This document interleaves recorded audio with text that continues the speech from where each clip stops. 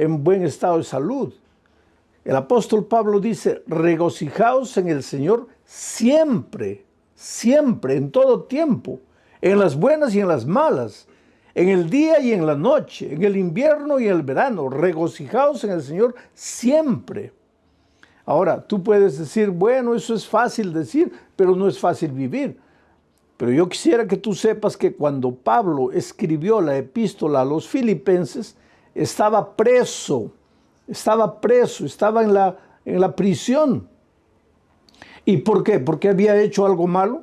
Porque cuando una persona ha hecho algo malo y va a la cárcel, pues por lo menos le queda la resignación de que está ahí porque merece, está ahí porque hizo algo de malo. Pero en el caso de Pablo, ¿qué cosa mala había hecho? Yo te hago una pregunta en este momento.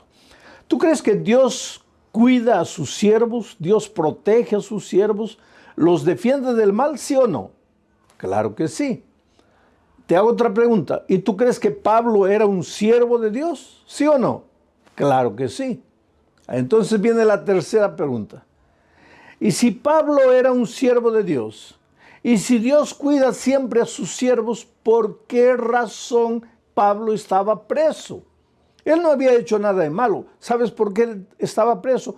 Por predicar el evangelio. Ahora, ¿Dios no debería cuidar a un siervo suyo que predique el evangelio? Sí, debería, desde la lógica humana, desde la perspectiva humana, sí. Al siervo de Dios que está cumpliendo su deber no debería pasarle nada de malo. Y sin embargo vinieron y lo prendieron y lo llevaron a la cárcel. Y ahora Pablo desde la prisión escribe a los filipenses. ¿Y qué les dice? Regocijaos en el Señor siempre. Y si leemos un poco más adelante, dice, regocijaos con cánticos y con himnos.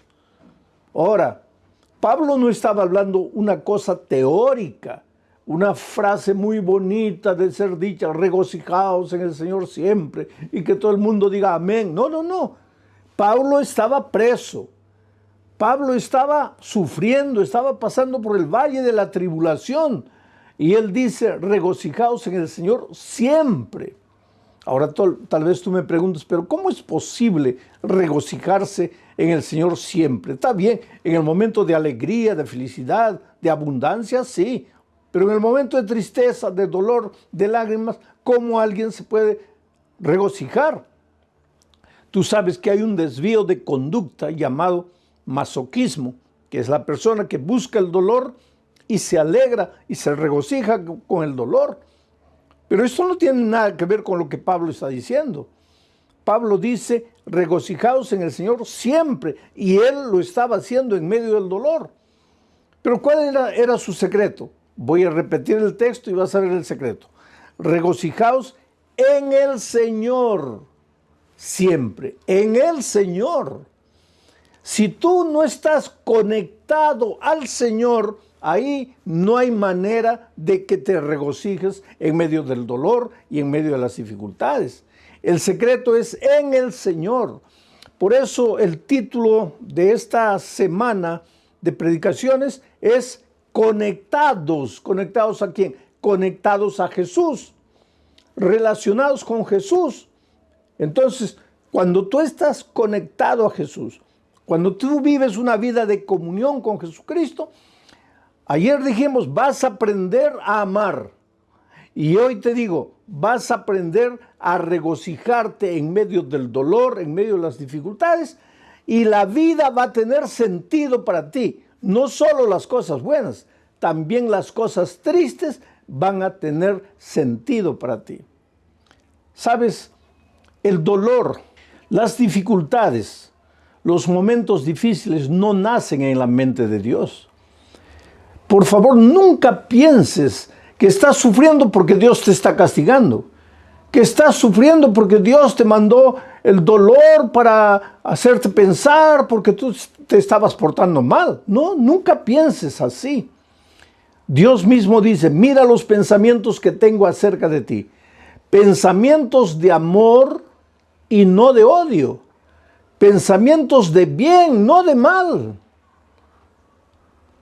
Mira los pensamientos que tengo acerca de ti, pensamientos de paz. O sea, de la mente del Señor, del corazón del Señor, solo salen las cosas que te hacen bien. Nunca lo que te hace sufrir. El sufrimiento y el dolor no nació en Dios, nació en el corazón del diablo. Y cuando el diablo te hace sufrir, él te hace sufrir para llevarte a entender mal el dolor y a maldecir a Dios en lugar de maldecir al diablo. Si tú lees todo el libro de Job, yo le digo al libro de Job que es el compendio de la teología del dolor, o sea, tú tienes que estudiar el libro de Job para entender el misterio del dolor. Tú vas a ver ahí que el diablo se presenta un día a Dios y le dice, Señor, ¿has visto ahí? Dios le dice, ¿has visto a mi hijo Job, un hombre perfecto, bueno, temeroso de mí? Y el diablo le dice, claro, pues tú le das todo, le das una bella familia, le das hacienda, le das ganado, le das dinero, así cualquiera te sirve. Ahora, quítale todo eso para que veas que él te va a maldecir. Mira lo que el diablo dice, quítale todo eso. Pero Dios no quita nada. Dios jamás te va a quitar lo que te hace bien. Si Dios te quita, te va a quitar el pecado, la miseria, el vicio, lo que te destruye, lo que arruina tu vida, lo que malogra tu familia.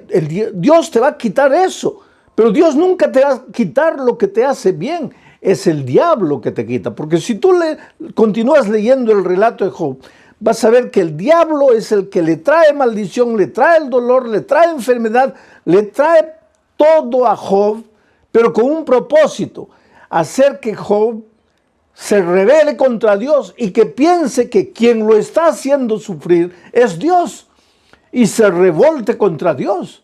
La propia esposa de Job habla palabras que fueron colocadas por el diablo en sus labios y le dice a Job, ¿por qué no maldices a Dios y mueres? Ya estás sufriendo tanto, ¿por qué no maldices a Dios y mueres? Ella no estaba hablando palabras de ella estaba hablando las palabras del enemigo, porque es el enemigo que te hace sufrir, es el enemigo que te trae dolor, y para traerte dolor muchas veces se sirve de tus propias actitudes, de tus propias decisiones equivocadas, porque el diablo no te echa el licor a la boca a la fuerza, tú es que tomas. El diablo se sirve de ti mismo, de tus errores, de tus desvíos, de tus elecciones equivocadas. ¿Para qué? Para traerte dolor a ti mismo. ¿Y para qué? Para que pienses que Dios te está castigando. ¿Y para qué? Para que te alejes de Dios definitivamente y para que digas que Dios no te ama.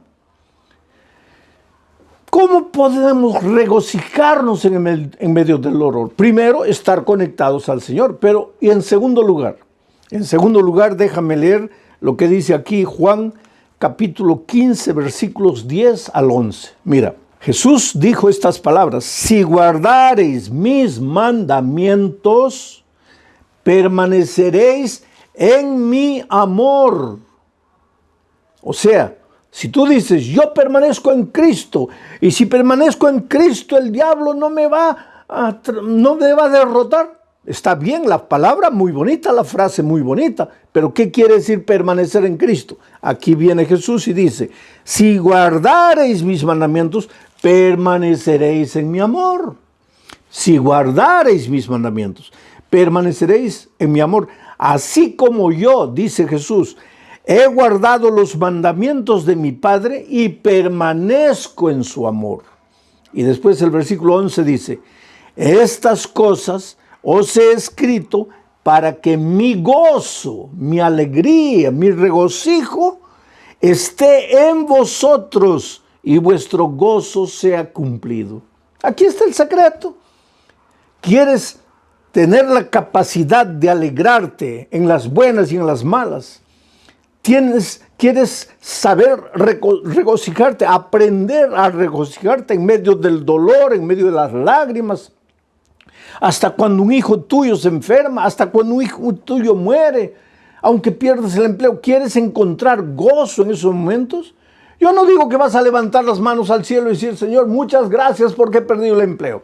muchas gracias porque mi hijo ha muerto. No vas a decir eso. Claro que vas a sufrir, claro que vas a llorar, pero no te vas a desesperar porque en medio de todo eso vas a sentir paz en tu corazón, regocijo, la alegría, el gozo de saber que Cristo está a tu lado, aunque no lo puedas tocar, aunque no lo puedas ver. Pero para experimentar esto que te estoy diciendo, tienes que estar conectado a Jesús. Y para estar conectado a Jesús, tienes que guardar sus mandamientos. Quiere decir, guardar sus mandamientos es una evidencia de que estás conectado al Señor Jesucristo. Y cuando estás conectado a Jesús, así como Jesús estaba conectado a su Padre, entonces vas a aprender a regocijarte en medio del dolor. Vas a experimentar lo que es gozo y la alegría de servir y de obedecer. Ahora, queridos, tú me puedes decir, oh, pastor, pero es muy difícil cumplir los mandamientos.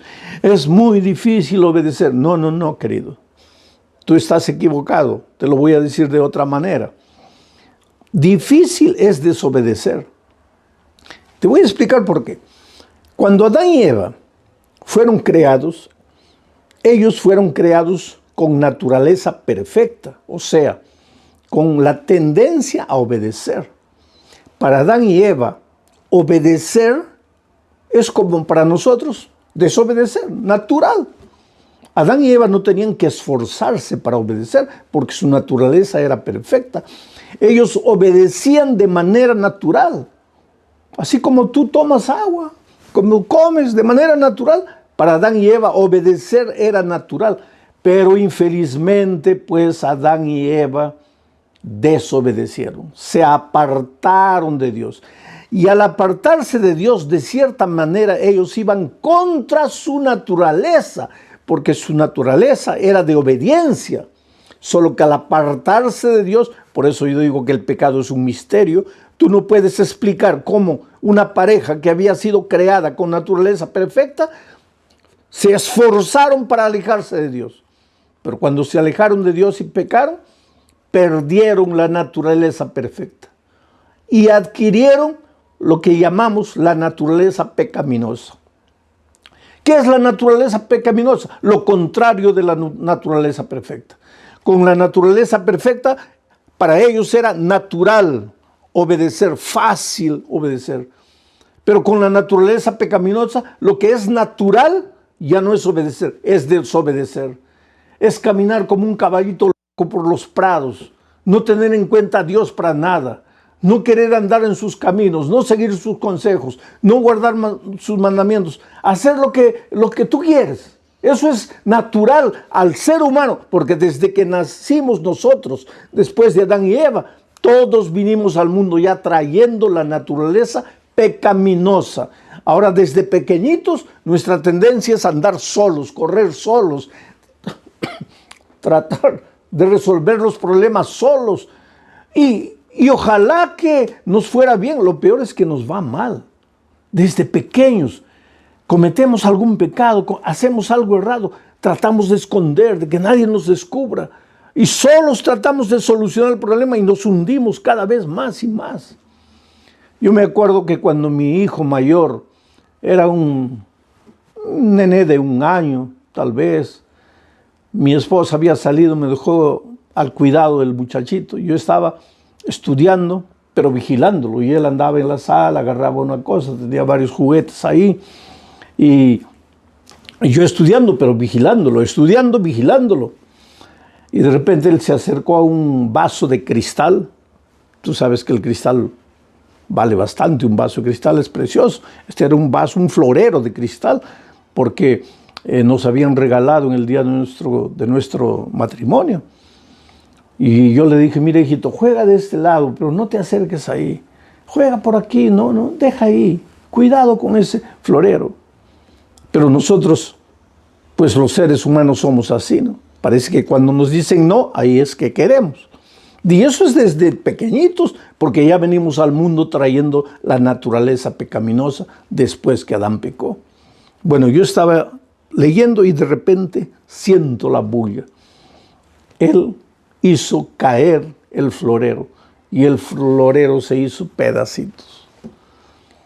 Y yo, para no asustarlo, hice como que no me di cuenta, concentrado, pero yo estaba mirando todo y observé lo que él hizo. Cuando el florero cayó, lo primero que él hizo fue mirarme. Y cuando se dio cuenta que yo, entre comillas, no me había dado cuenta, quiso juntar los pedacitos de vidrio. Y al querer juntar eso, para reconstruir el vaso que había quebrado, se cortó el dedito. Y la sangre comenzó a salir. Y ahí se desesperó. Y ahí comenzó a gritar. Y ahí vino corriendo a mis brazos. Y pues yo lo tomé en los brazos, lo llevé al baño, lo lavé, lo limpié, le coloqué un curativo. Era un muchachito no tenía ni un año. Yo no sé si él tenía conciencia para entender lo que yo le dije. Pero yo le dije, mira hijo, en la vida infelizmente vas a quebrar muchos floreros de cristal. Pero cuando por esas cosas de la vida quiebres algo, no trates de resolverlo solo. No trates de encontrar la solución tú solo. Porque hay un Padre que siempre estará con los brazos abiertos esperándote. Y en este momento yo te digo, querido, tal vez tú, por esas cosas de la vida, has quebrado el florero precioso de tu matrimonio. Has quebrado el florero precioso del respeto que tus hijos te tenían. Has quebrado el florero precioso de la confianza que tu jefe tenía en ti. En esta vida, ¿cuántas veces vivimos quebrando floreros? Las cosas buenas que Dios nos da, las arruinamos, las malogramos, las quebramos, las destruimos. Y después tratamos de escondernos y solucionar el problema con nuestras manos solos. Pero en esas horas recuérdate que tú solo estás perdido. Tú solo te vas a cortar el dedo y te vas a hacer sangrar. Tú no puedes, pero hay un Dios amoroso, un Padre amante que está siempre con los brazos abiertos. Tú puedes ir a Él y decirle, Señor, yo no puedo, lo he arruinado, he quebrado el florero, pero estoy aquí en tus manos. ¿Puedes hacer las cosas de nuevo? Y Dios es un Dios de segunda oportunidad, de tercera, de quinta, de milésima oportunidad. No tengas miedo de volver a Dios. Ah, pastor, pero yo ya me he ido tantas veces. Oh, pastor, pero yo ya he prometido tantas veces y no puedo cumplir. No importa, hijo. Ven a Jesús una vez y otra. Jesús solo no puede hacer nada por ti cuando tú no vienes. Porque Él no te puede forzar la voluntad. Él no puede hacer nada contra tu voluntad. Tú tienes que querer. Tú tienes que decir sí. Por eso Juan dice, permanecer en mí es estar conectado a mí. Y la evidencia de estar conectado a mí es guardar mis mandamientos. Y el que guarda mis mandamientos, entonces en medio del dolor, en medio de la aflicción, va a aprender a sentir gozo. Es una pena que muchas veces cristianos que están con la Biblia abierta llegan a la conclusión de que los mandamientos ya pasaron, de que los mandamientos ya no son necesarios, de que Cristo, al morir en la cruz, acabó con los mandamientos. Oh querido, los mandamientos son eternos, porque Dios es eterno, y los mandamientos son un reflejo del carácter de Dios. ¿Cómo puede alguien decir los mandamientos ya caducaron, ya acabaron? San Juan dice que el pecado es la transgresión de la ley. Ahora, si la ley ya no existe porque Cristo la clavó en la cruz, entonces el pecado tampoco existe, porque el pecado es la transgresión de la ley. Y si el pecado ya no existe, ¿de qué pecado la gracia nos va a salvar? Por eso a veces es una incoherencia decir, yo acepto la gracia pero rechazo la ley. Oh querido, la ley tiene un lugar que no, el papel de la ley, la función de la ley nunca fue salvar. Tú no quieras cumplir la ley para salvarte. Tú eres salvo únicamente por la gracia. Por eso Jesús dice, permaneced en mí. Permanece en mí. No dice permanece en la ley, dice permanece en mí. Pero ¿cuál es la evidencia de que permaneces en mí? Que guardas los mandamientos. No que los mandamientos te salvan. sino que Cristo te salva. Tienes que ir a Él, entregarte a Él, vivir por Él, ser bañado por su gracia, pero enseguida tienes que vivir una vida de obediencia por el poder que viene de Dios para ti. Y si tú vives así, en medio del dolor, en medio de la aflicción, en medio de las dificultades, vas a aprender a ser feliz. Tengo otro texto más aquí en Hebreos, y esto es interesante. Hebreos capítulo 11, versículos 24 y 25. Dice así: por la fe, tú eres un hombre de fe. Yo el otro día encontré un amigo que me dice: yo soy de la fe, tú eres de las obras. Y este amigo no es miembro de mi iglesia, lógico. Entonces él me dice así: yo soy de la fe, tú eres de las obras. Entonces vamos a leer lo que dice el texto bíblico. Dice: por la fe, Moisés, hecho ya grande, rehusó llamarse hijo de la hija de Faraón.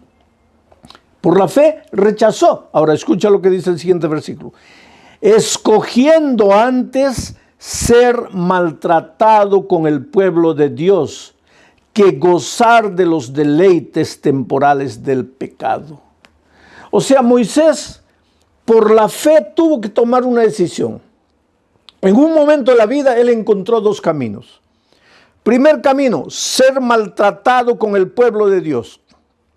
Camino de dolor, camino de rechazo, camino de sufrimiento, sí, porque cuando tú decides seguir a Jesús, tú vas a ver que hasta tus mejores amigos, hasta tus familiares más queridos, te van a volver las espaldas, te van a criticar, se van a burlar de ti.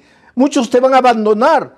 Yo conozco jóvenes que han sido expulsados de su casa porque aceptaron a Jesucristo. Yo conozco la historia de una niña que cayó en la prostitución, en la drogadicción, vivía una vida completamente perdida. Los padres sufrían porque sabían la vida que la hija perdía, pero no podían hacer nada para ayudarla, hasta que un día, en medio de la miseria que esa niña vivía, fue alcanzada por el Evangelio y aceptó a Jesucristo, y Jesús la salvó, y Jesús la lavó, y Jesús la restauró, y esa muchacha dejó de usar drogas, dejó de la vida promiscua que vivía, y cuando llegó diciembre decidió volver a la casa de sus padres para darles, según ella, el más grande regalo. Decirles: papá, ustedes, mamá, ustedes han llorado, han sufrido por mí, pero yo quiero decirles que ya no necesitan sufrir. Y eso es lo que pasó. Ella viajó a la casa de los padres y les dijo: papá, mamá, me he encontrado con Jesús, Jesús cambió mi vida, ya no uso más drogas, he abandonado esa vida. He venido aquí y quiero continuar estudiando. Y la madre la miró y le dijo: ¿qué cosa? ¿Has aceptado a Jesús? Sí. Esa expresión es de los protestantes. No me vas a decir que tú te has vuelto protestante. No me vas a decir que tú has negado la religión de tus padres, de tus abuelos, de tus bisabuelos. Y la niña llorando le dijo: mamá, yo no te estoy hablando de religión, yo te estoy hablando de la vida que yo vivía. Tú sabías la vida que yo vivía. Jesús me encontró, me perdonó, me restauró, me salvó. Yo te estoy hablando de mi vida. ¿Y sabes lo que la madre le dijo?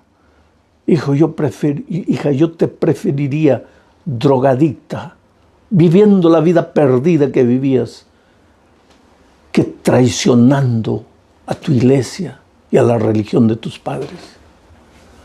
Y esa niña me escribió una carta. Y en esa carta ella lloraba y decía: oh pastor, yo pensé que mis padres se iban a alegrar, mas ellos se pusieron tristes porque acepté a Jesucristo. Pues Moisés en un momento de su vida tuvo que escoger entre esos dos caminos: el camino del sufrimiento, del rechazo, del dolor por aceptar a Jesús, o el camino de la alegría de este mundo, el placer de este mundo, el placer del pecado. Y por la fe, Moisés escogió seguir a Jesús, aunque eso implicase dolor circunstancial, pero él había aprendido también a regocijarse en medio del dolor por causa de Cristo. Prefería eso que el gozo que el mundo da, el gozo que el pecado te da. Porque ¿qué pasa? ¿Qué cosa es el gozo de este mundo? una noche de fiesta, de borrachera, con una mujer, con otra mujer, y al día siguiente te duele la cabeza, la conciencia te pasa, te sientes culpable. ¿Qué gozo es ese? El Señor Jesucristo te llama de ese terreno y te lleva al terreno que te conduce a la vida eterna, al camino que te conduce a la vida eterna. Por eso la Biblia dice, hoy es el día de buena nueva, hoy es el día de salvación. Oh querido, Dios te ama, Dios tiene un plan maravilloso para tu vida y ese plan no es que tú estés malgastando tu juventud, malgastando los mejores años de tu vida en la miseria, en el pecado, en el dolor. No, yo sé que el pecado te proporciona un gozo pasajero, temporal, pero el Señor Jesucristo te ofrece la vida eterna. Y otra cosa, no es solo la vida eterna en el cielo, porque el otro día alguien me dice, pastor, yo prefiero gozar, disfrutar en este mundo, porque eso de la vida eterna, yo no sé si llegará o no llegará. Pero es que Jesús no solo te ofrece el gozo y alegría en la vida eterna, sino que cuando tú aceptas a Jesucristo en esta tierra, tu vida cambia, tu hogar se vuelve más feliz. Lo que tus manos consiguen trabajando, el poco dinero que recibes, se multiplica porque ahora es un dinero bendito. Tu salud mejora porque al dejar de fumar, al dejar de beber, al dejar de las drogas, al dejar de trasnochar noches enteras, tu salud mejora. O sea, el cielo, de cierta manera, para los hijos de Dios ya empieza en esta tierra. No tienes que esperar solamente la vida eterna. Y claro que cuando Cristo venga, pues tendrás la vida eterna para disfrutar las maravillas con el Señor Jesucristo. Algunos piensan, ¿y qué haremos en el cielo? Si ya no habrá trabajo, no habrá nada. ¿Quién te ha dicho que no habrá trabajo? El trabajo, querido, existió antes del pecado. Antes que Adán y Eva pecasen, Dios ya les dio el trabajo. Pero el trabajo no tenía el elemento cansador, el elemento de maldición que adquirió después del pecado. Por lo tanto, en el cielo continuaremos trabajando, continuaremos disfrutando de las maravillas de Dios, estudiando el bendito tema de la salvación, analizando el caso de amor de Dios, visitaremos otros planetas. Quiere decir, el gozo que Dios tiene preparado para ti no está escrito. Es cosa que ojo no vio, oído no oyó, ni ha subido en el pensamiento del hombre. Por tanto, yo te suplico en el nombre de Jesucristo, deja tus preconceptos, deja los senderos del pecado. Arrepiéntete. Arrepentirse quiere decir sentir dolor por la manera como has vivido y caer a los pies de Jesucristo y decirle, Señor, no quiero continuar viviendo de esa manera, me entrego a ti. Me rindo a ti, y entonces el Señor te toma en tus brazos y hace maravillas en tu vida. Yo tengo en mis manos la historia de Janet Pineda, una señora que hace 3 años comenzó a estudiar la Biblia. Y cuando tú empiezas a estudiar la Biblia, lógicamente que el Espíritu de Dios empieza a hablarte. En cada versículo, en cada estudio, Dios te habla. Y ella sintió la voz de Dios diciéndole, hija, mira, ya llegó el momento, entrégate, bautízate. Pero ella fue endureciendo su corazón. ¿Por qué? Porque tenía agarrado afuera muchas cosas que ella debería abandonar. Porque tú no puedes servir a 2 señores. Tú, cuando te entregas a Jesús, tienes que romper con los caminos del mal definitivamente. Pastor, pero yo no tengo fuerzas. Tú no tienes, pero el Señor Jesús sí te va a dar las fuerzas. Porque cuando estás conectado a Jesús, viene la fuerza de Jesús y pasa para ti. Y ella recibió una invitación y otra invitación para bautizarse. Ella decía, no quiero compromiso. Me gusta la palabra, me gusta el evangelio, pero no quiero bautizarme. Hasta que un día el Espíritu de Dios venció. Porque te digo, la palabra de Dios es como una espada de 2 filos que penetra hasta la médula. Es como la pólvora que destruye la roca más dura. La palabra de Dios es vida. Si tú sigues estudiando la palabra, si tú no cierras la Biblia y sigues escuchando la voz de Dios, llega un momento en que tú no le puedes decir más no al Espíritu de Dios. Y Janet se entregó al Señor Jesús. Y ahora el mes de septiembre ella se bautizó. Esa alegría de Janet también puede ser la tuya.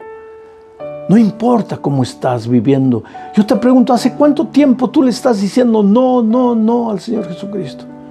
¿Hasta cuándo le vas a decir no? ¿Qué estás esperando?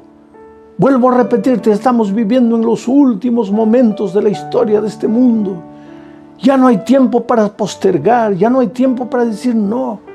Hoy es el día de buena nueva, hoy es el día de salvación. Sabes que en este momento, mientras tú estás escuchando la palabra de Dios, hay alguien orando por ti en su corazón. Alguien que te ama, alguien que ha estado estudiando la palabra de Dios contigo. Alguien que esperaba que en algún momento tú le dijeras